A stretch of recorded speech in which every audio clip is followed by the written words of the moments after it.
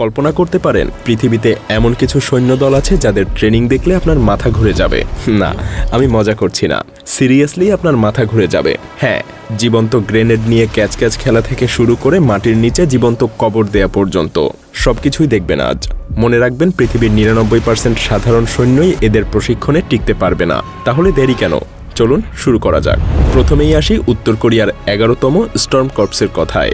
এই বাহিনীর প্রশিক্ষণ দেখলে চোখ কপালে উঠতে বাধ্য। মনে হবে কোনো সামরিক কার্যক্রম চলছে না, বরং কোনো একটা মার্শাল আর্ট সার্কাস শো চলছে।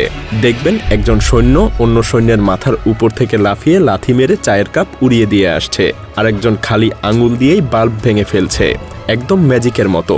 কিন্তু এ তো কিছুই না। আসল মজা শুরু হয় যখন তাদের সুপ্রিম লিডারকে ইমপ্রেস করার পালা আসে।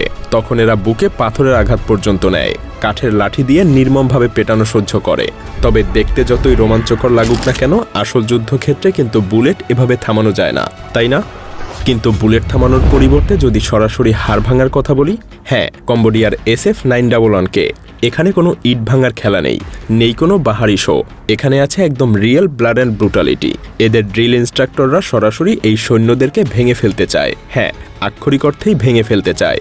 ধুম করে একটা ঘুষি, পাজরে লাথি, পেটে ঘুষি, খোলা হাতে থাপ্পড়, সবই যেন এখানে সৈন্যদের ডেইলি মেনু। আর আপনার কপাল যদি একটু বেশি খারাপ হয় তাহলে পাবেন স্পেশাল স্পার্টান কিক। হ্যাঁ, হয়তো এই পাগলামির পেছনেও কোনো মেথড আছে। তবে শুধু মারপিট দিয়েই কি যুদ্ধ জেতা যায়? একদম না। তাই ভিয়েতনামের কমান্ডোরা বেছে নিয়েছে একদম ভিন্ন স্ট্র্যাটেজি। বলা যায় এরা যেন অন্য মাটির তৈরি মানুষ। এরা শুধু পরিবেশের সঙ্গেই মানিয়ে নেয় না, বরং সেই পরিবেশকেই ভয়ঙ্কর মারণাস্ত্রে পরিণত করে ফেলে।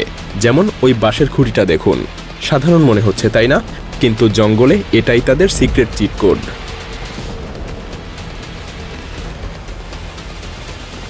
একদম অবিশ্বাস্য, মাথা ঘুরে যাওয়ার মতো ব্যাপার, তাই না?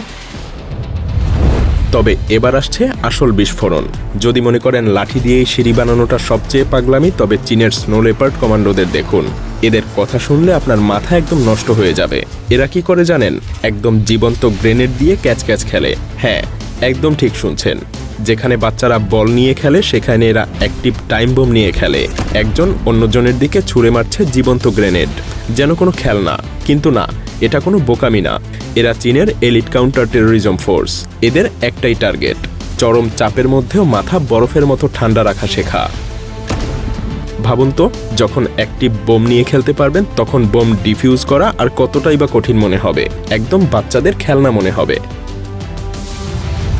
এসব তো কিছুই না, আসল মজা এখন শুরু হবে। কারণ এবার আসছে এমন সব পাগলামি যা দেখলে আপনার ঘুম ছুটে যাবে। এবার যারা আসছে তাদের কাছে জীবন্ত গ্রেনেডও ছোট খেলনা মনে হয়। ফিলিপাইনের স্কাউট রেঞ্জার্সের টোবাক ট্যাব প্রশিক্ষণ। পৃথিবীর সবথেকে ভয়ঙ্কর ড্রপ আউট রেড কার্ড জানেন? এই দলের।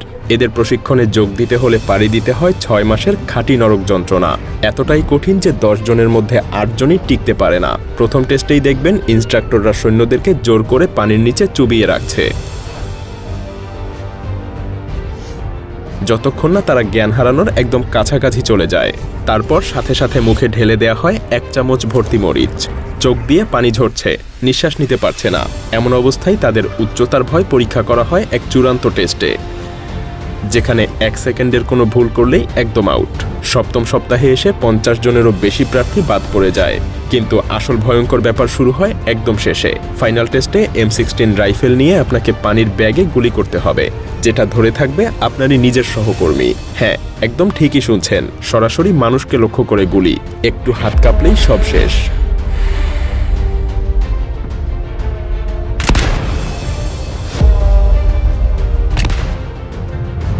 কিন্তু 6 মাস যদি বেশি মনে হয়, তাহলে তাইওয়ানের হেলউইক আপনাকে দেখাবে কিভাবে মাত্র 7 দিনেই সব যন্ত্রণা শুষে নেওয়া যায়। এদের ফিনিশ লাইনের নামই হলো রোড টু হেভেন, মানে সরাসরি স্বর্গের রাস্তা। শুরু হয় ভোর 3টায় সবথেকে নৃশংস মর্নিং কল দিয়ে। মনে রাখবেন, এই সৈন্যরা প্রতি 6 ঘন্টায় মাত্র 5 মিনিট ঘুমায়। হ্যাঁ, শুধু 5 মিনিট। আর এটাই তো শুরু মাত্র। আর এরপর আসে 25 কিলোমিটার দৌড় পুরো যুদ্ধের সাজে, অন্ধকার পানিতে সাঁতার, 6 মিটার গভীর ডাইভ এবং সবশেষে টিয়ার গ্যাসে আক্রমণ। আর যারা এখনও টিকে আছে তাদের জন্য অপেক্ষা করছে চূড়ান্ত দুঃস্বপ্ন, যেখানে মাত্র 30% মানুষই পাশ করে। রোড টু হেভেন পার হতে হলে ধারালো কোরালের উপর দিয়ে হামাগুড়ি দিয়ে যেতে হবে, কোনো হাত ব্যবহার করা যাবে না, থামা যাবে না, আর একবার ভুল হলে আবার প্রথম থেকে শুরু। যেন জীবন্ত বেরিয়ে আসাটাই এক সৌভাগ্যের ব্যাপার। It's one final test to prove they will do anything to join the Frogmen.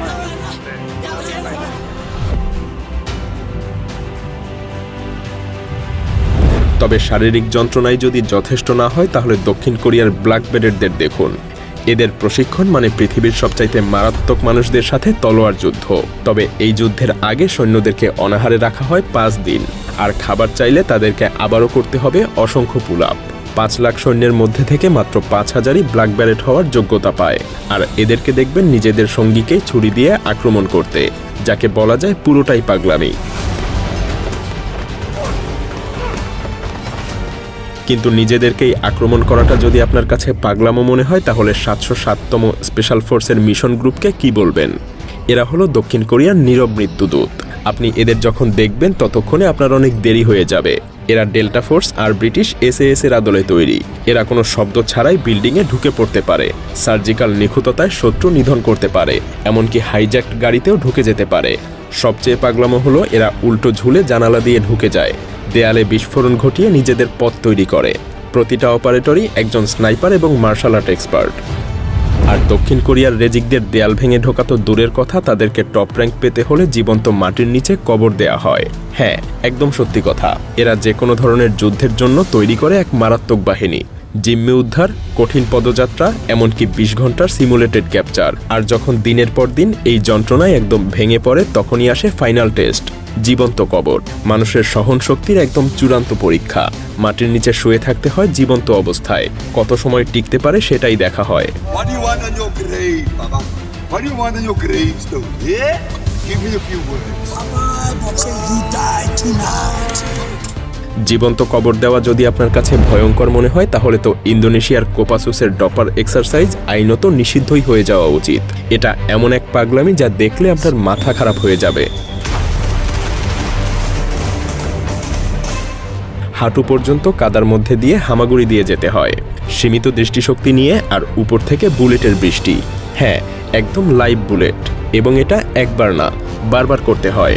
উদ্দেশ্য মৃত্যুর ভয়কে একেবারে মেরে ফেলা এবং সত্যিকার গুলির মধ্যে থেকে কাজ করতে শেখা।